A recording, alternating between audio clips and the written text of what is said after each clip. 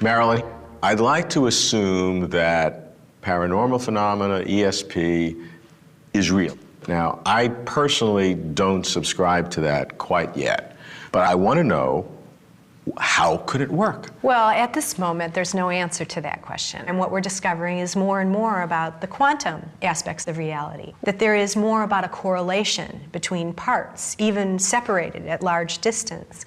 So when I think about psi research, and I think about the kind of psi phenomena we're talking about, phenomena that imply that somehow, our awareness can reach out beyond the brain and describe something in another location.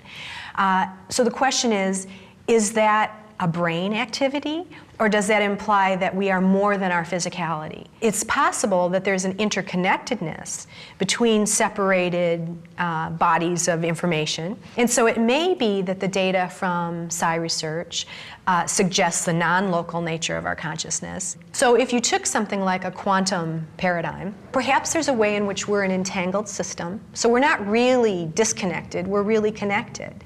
And that leads to a whole cascade of responses, including cognitive awareness, imagery. I see you brushing your teeth or combing your hair, How is it that I got that level of information and resolution from something that is, so far away? I think we're alive at a remarkable time in human history. Never before have so many worldviews, belief systems, ways of engaging reality come into contact. On the one hand, we have these enormous successes of Western science, based as it is in the material, physical dimensions of our experience.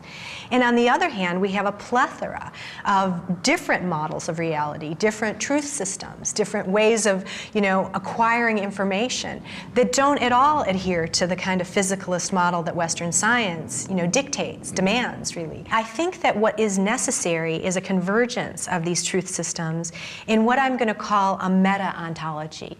The notion that as we're trying to make sense of all these competing theories and models, perhaps what's going to be necessary to be a robust citizen in the 21st century is a map that allows for paradox, that allows for conflicting sources of data, and that in fact we are the material, physical aspects that can reduce our experience to the brain, and we are this notion of something greater, something vaster, some manifestation of God in its beauty and in its complexity.